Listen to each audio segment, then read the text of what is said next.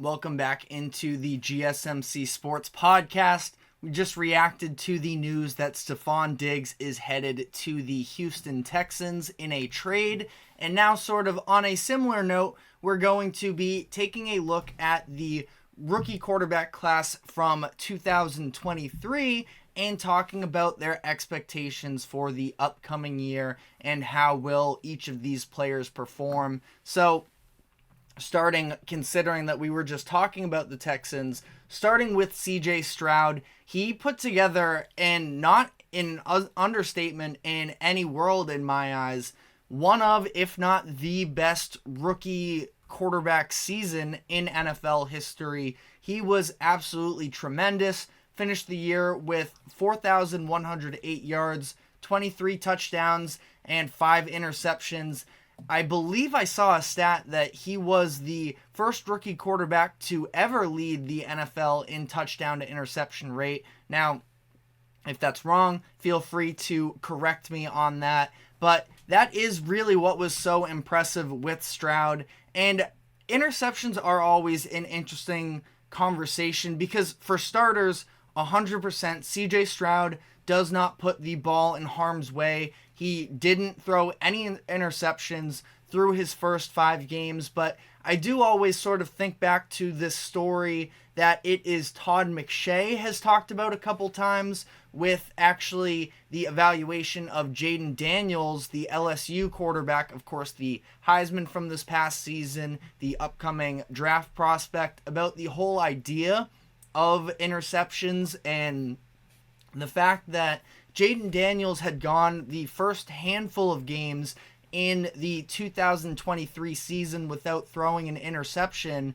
and head coach Brian Kelly was sort of almost on his case about, I want you to throw an interception so that the pressure is removed of that, and then you can start really honing in on not just making the open plays, but making the exceptional plays, the ones that take the high level of, trusting your arm to deliver it into a tight window, to trust your receivers, the anticipation factor, and all of that. And I thought that we just saw Stroud put together an incredible season. 3 of his interceptions came in one game, which was very ugly against the Cardinals about halfway through the season. But then, other than that, really, there are very few blemishes on Stroud's plate here. And next season, he's going to be heading in with an upgrade in running back, like I mentioned,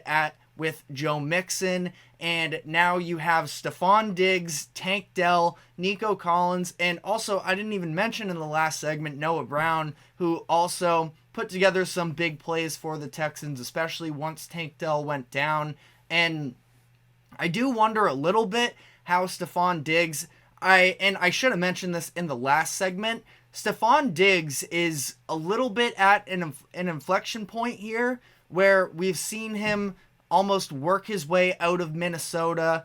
There was a lot of turmoil in this Buffalo situation, and obviously there's a reason why the offensive coordinator was fired last year. I think they went from Dorsey to Joe Brady, if I have the names right off the top of my head, during the season last year. So obviously not everything was perfect there, but at the same time, the intent for the Bills was never to phase Stefon Diggs out of the offense. They were trying all the way through, and yet Diggs was still unhappy. And he had over 1,000 yards every season, over 1,100 yards in every season that he was with the Bills. And ultimately, this stint falls as a little bit of a disappointment.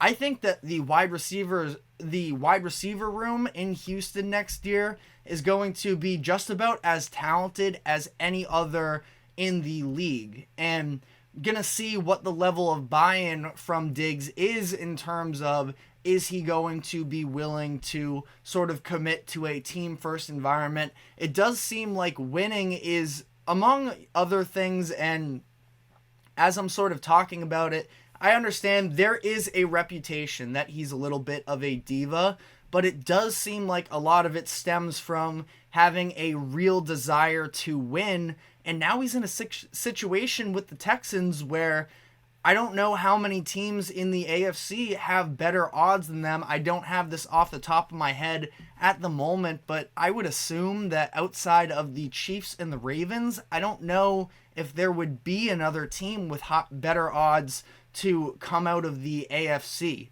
And it's going to be really interesting here. Diggs is at a point where his dead cap money is about to drastically drop after the 2024 season that's coming up. The Texans will technically have an out after this year. I'm assuming they want this to, be more of a long-term option with them, of course, but once we get past the 2025 season, the dead cap money drops from under 20 million for the first time in his contract that he signed with the Bills. So he needs to prove himself a little bit, but enough on Stefon Diggs specifically here. With CJ Stroud, I do feel like we're probably going to see instances where that number of 5 interceptions, I sort of expect to go up, but I don't think that that's also the worst thing in the world. Now, again, offensive line, if I were going to be nitpicky and point at any one position group, it's probably that. Lost a couple linebackers, so we'll see, but they had a couple guys come up. Henry Otu, I think I'm pronouncing that right, showed some flashes for them last year. They obviously lose Cashman and more of a DN, but they lose Grenard as well. So we'll see, but bring in Al-Shaair. So again, this is a very talented roster all around in the Texans, and I don't expect Stroud to necessarily be as flawless as he was. And again, flawless is maybe a little bit generous, but at the same time, he was absolutely anything you could ask for a rookie. And I do expect him to continue on that conversation. A lot of people today are talking about the fact that CJ Stroud is a top 5 quarterback in the league already. I think that that's, a very tough conversation. I would confidently put Mahomes, Allen, Joe Burrow, and Lamar Jackson ahead of him, but CJ Stroud, it's going to be hard to keep him out of those conversations, especially with the types of weapons he's going to have around him. The offensive coordinator and Bobby Slowick, who I wouldn't be surprised if he ends up getting a head coaching job for the after this upcoming season. So we'll see how this all plays out. But the Texans and CJ Stroud are in a great position. Moving on to the rest of the 2023 quarterback class, Bryce Young, of course, the number 1 overall pick from last year, was thrown into a very tough situation in Carolina. And when we did our winners and losers, I do think that Bryce Young has some semblance of being a winner based off of how they operated in free agency, adding 2 guards that maybe aren't the top tier all-pro caliber, but very solid options in Hunt and Lewis to try and help him keep him on his feet. I believe he was sacked the second most out of any quarterback last season. So hopefully just to stay upright, have a little bit more time to actually be able to read a field and go through developments. And they add the best receiver that Young has seen up to this point in Deontay Johnson. They traded for him. So we'll see how this plays out. I mean, it's hard to imagine a sophomore slump for someone like Bryce Young, who had the rookie season he did, where they won just 2 games, and I really did struggle to see a lot of positives in his game. Now, I understand fully that the situation around him was it was bad, just flat out, it was bad. But I also, I think we could see some improvements, but there's a chance that Carolina has screwed up this whole entire situation, both for Young himself and his development, as well as the franchise as a whole. We'll have to see how this plays out. I don't have very high expectations for Young, but if we can at least see a step in the right direction, they can get to next year where, in this upcoming draft, I feel like they have to address the wide receiver position. There's so much talent in this class that you got to make a move there. As far as tackles go, they've addressed the tackle position in the past couple drafts. I know they drafted Ikem Ekwonu in I believe it was the 2022 draft, and I believe they took another tackle recently as well. I'm sort of blanking on it off the top of my head, but it was Ikem Ekwonu. And I guess they didn't spend a first-round pick on a different tackle. I'm making that up some. But, they have some building blocks to move off of on the offensive line that if Ekwonu can sort of develop into a solid blindside tackle for Young, that we can maybe see them develop and move in the right direction. But as things currently stand, Carolina, I don't have super high expectations for the team and for Bryce Young himself. We also have Anthony Richardson, who should be coming back from the season-ending injury that he dealt with last year. Definitely showed flashes in his first couple games, but was knocked out of 2 of the 4 with them. I don't expect Richardson. I think he's going to show a lot of flashes yet again, but he hasn't had the true full rookie season to really call it a slump necessarily, because it's not like he had all that much to build off of in his rookie season.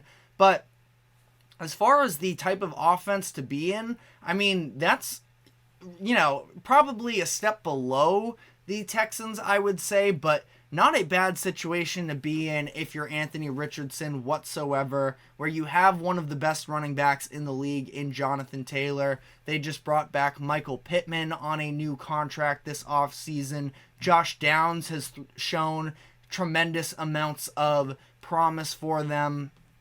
Another very solid tight end combination there that I do think Anthony Richardson can have success. Are they going to be rivaling for that playoff spot like they were last year with Gardner Minshew? I do think it's really possible. Richardson strikes me as somebody who probably will have moments where he seems a little bit erratic. He didn't have tons of experience when he played in college and was seen as a bit more of a raw prospect. I think we're going to see a lot of flashes with him, but also some moments that don't look great.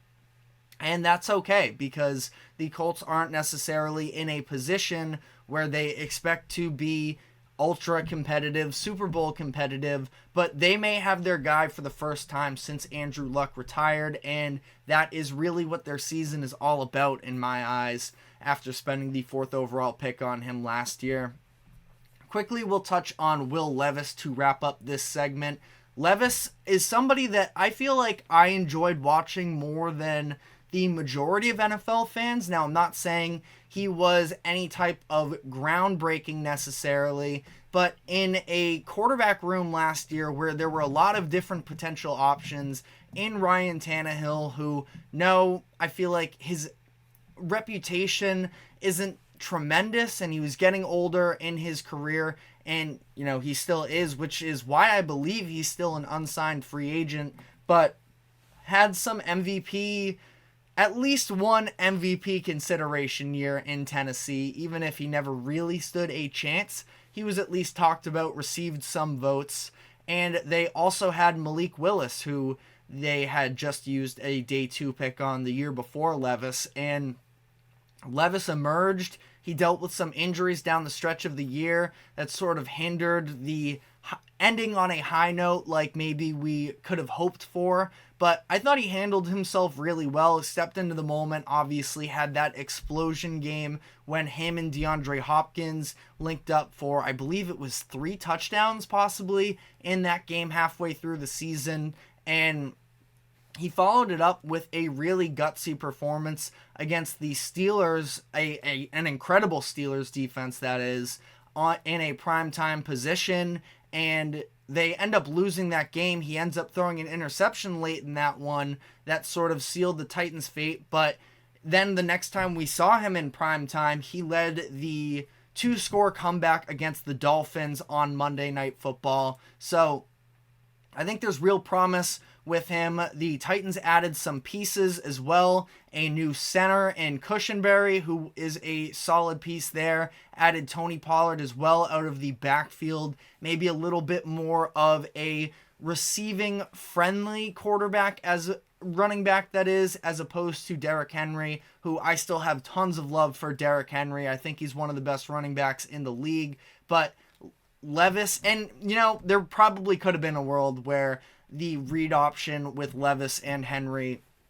was lethal, because I do think that Levis can use his legs in a really efficient way, but ultimately for the development of him as a passer, Pollard is without a doubt a better option coming out of the backfield there. He'll be alongside Spears, who can also sort of catch out of the backfield as well. And I really do like this class as a whole, going through all four of those names. Again, I'm probably lowest on Bryce Young, and I watch college football. I'm not a total college football junkie just yet. Getting to that point, of course. So, I didn't necessarily see the same level of hype surrounding Bryce Young coming out of college, but I also understand in a lot of these situations, I do listen to the people who are all about college football, and the expectations around Bryce Young were real. There's a reason he went number 1 overall over CJ Stroud, and I definitely don't want to call it quits on his career just yet after 1 year in a really bad situation. But the Panthers are going to have to do something for him as well to sort of pull him and the franchise as a whole out of the mud a little bit. But that is all we have time for on this topic. We're going to be taking our second break here, and when we come back on the other side, we're going to be diving into some NBA. Joel Embiid returned from injury last night, so I want to dive into that. So stick with us, and we will be right back.